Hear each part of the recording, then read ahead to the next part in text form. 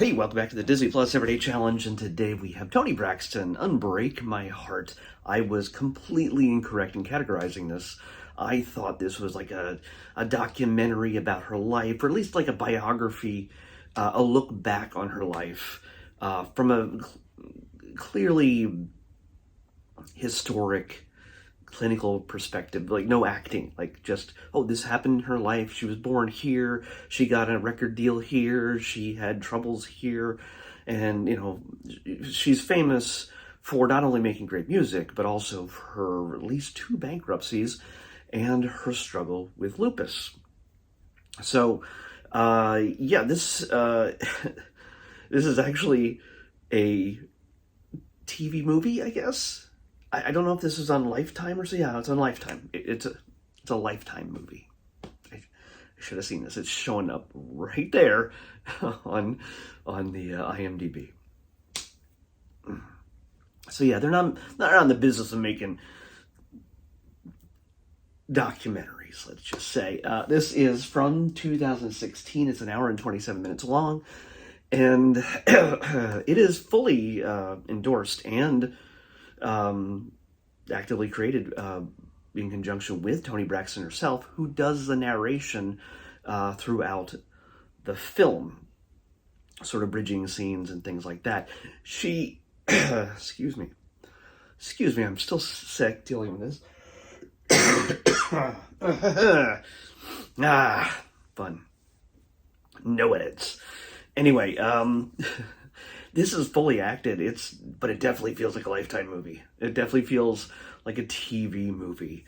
From the opening sequence, which sort of takes place toward the end of the story, in the latter years, it shows her performing on stage with what we discover later are her sisters, and then collapsing on stage.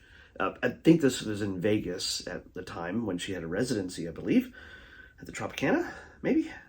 Yeah. And she collapses on stage. And she has a heart attack. It's kind of a big deal. Yeah.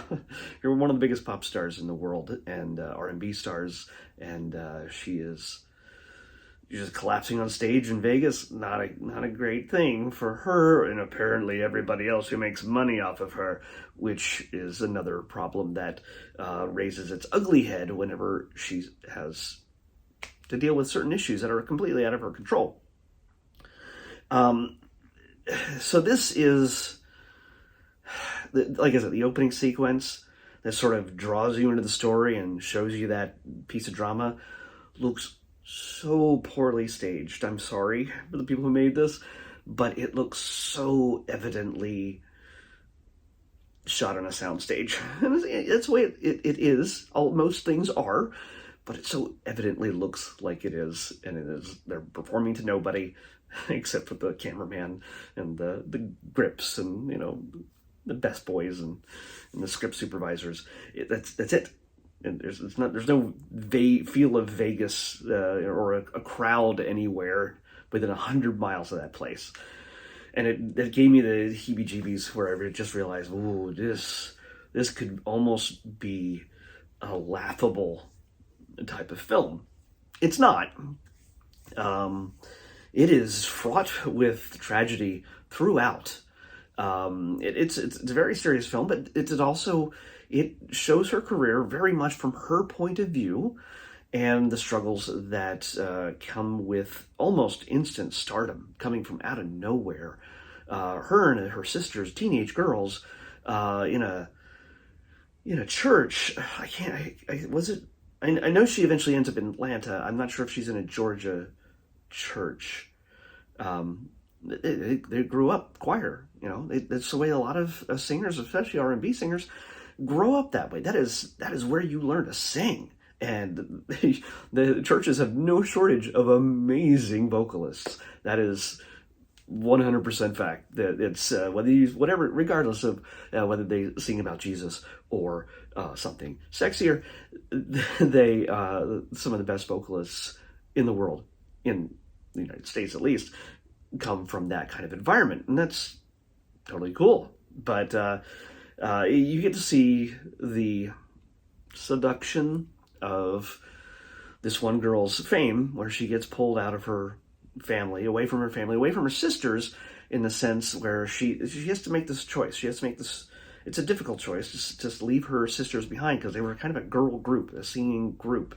But the people at the record company only want Toni. They only want Toni. So being able to tell that story, again, from her point of view, had to be a little bit difficult.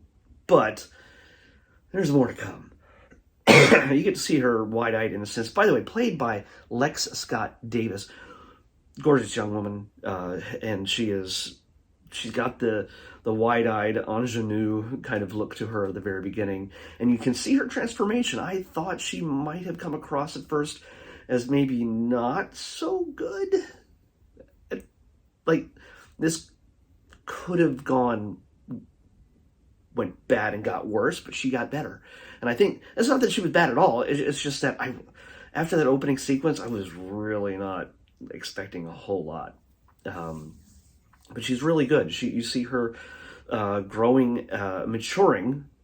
You see Toni maturing through her, and changing her attitudes about fame and about fortune and the loss of fortune and romance and husband, children, and health and lack of it, and 2 bankruptcies, and yeah, and then a reality TV show. Yeah, there's all sorts of there's a lot going on in her life, stuff I had no idea about. I've known Unbreak my heart. If you've ever turned on a radio at some point, or listen to music playing publicly somewhere, well, guess what?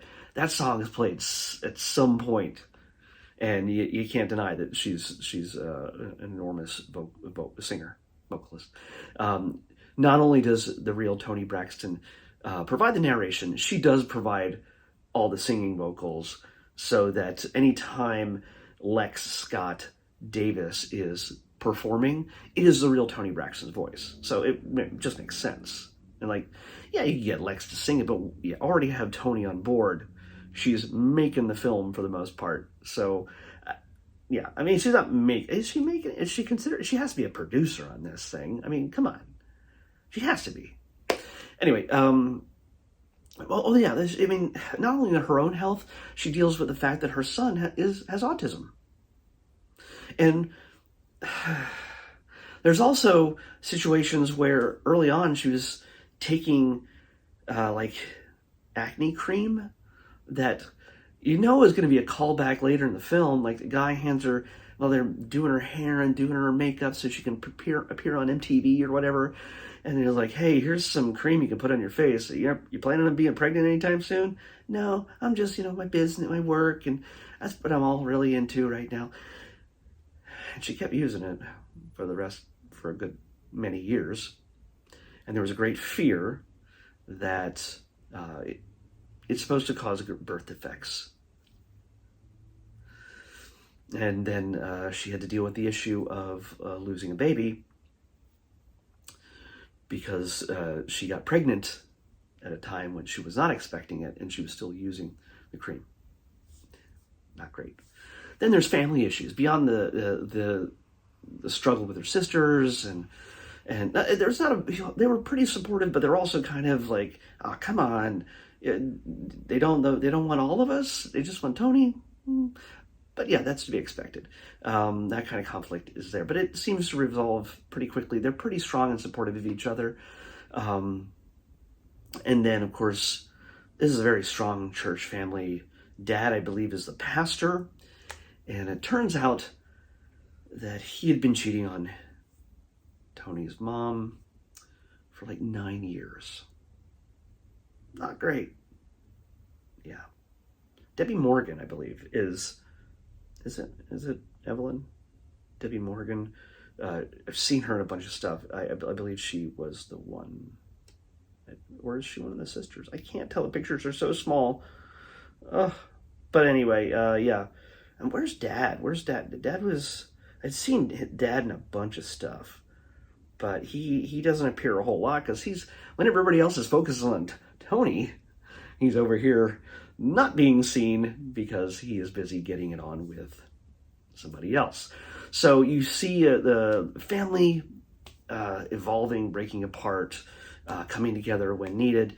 You see her making millions, selling gold, platinum records, just doing all sorts of great things, getting the accolades of icons, Prince, and just everybody. Like, oh, when she talks about retiring, everybody's like, no, don't do that, man. We need your music. Anita Baker, come on, we need your music. It has to be heartbreaking. And of course, Babyface is instrumental early on in getting her the deal, the contract that she originally got as a teen, and then eventually, maybe she was early 20s. I can't really recall what age she was necessarily. She was, I believe, an adult at that point, regardless. I don't know. But yeah, it's a bit of a harrowing story. I cannot tell you that it is a good film. It goes through all the major steps. There's probably a little bit of contouring, let's say, to make this either more interesting or not as scandalous in certain ways that she didn't want to be scandalous. I'll take it as, since Toni's involved, that what is here is presented as truthful.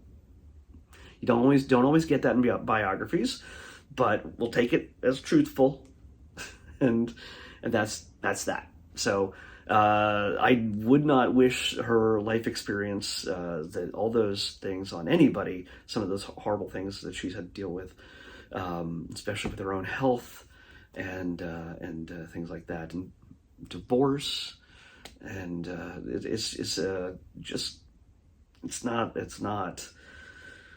not been an easy career. A lot of people, you think that, oh well, I just became a rock star and I'm gonna just have rolling in money and lovers and whatever else, and it's all just going to be perfect and great, and I'm just going to die rich and happy. And no, it doesn't always happen that way. And as far as I know, she's still alive, so yeah. But yeah, I can't say I recommend it, but it is, if you're a Toni Braxton fan and you want to see something that's very much Toni Braxton's story. I mean, other stars have done their own things. Elton John did a movie about Rocket Man. He did a movie about himself. He was very much a part of the making of that film. Yeah. So, I mean, we've seen other documentaries or biographies of varying qualities over the years. I can't imagine she would have spent a ton of money on this, considering God knows how much she's lost over the years and had to go bankrupt. She's not about to invest a ton of money in this. I would hope they paid her more than she spent. Or, yeah, Lifetime should have paid her a boatload of money in order to make this happen. But yeah, as rather than like a feature film or something. I think if this would have been a feature film, it would have been a lot more dramatic, and yeah, probably wouldn't have fit into an hour and 27 minutes. Yeah.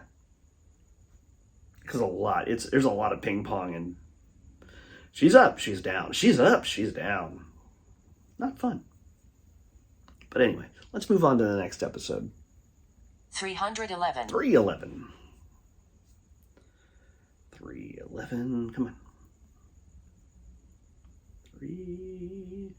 Oh, man.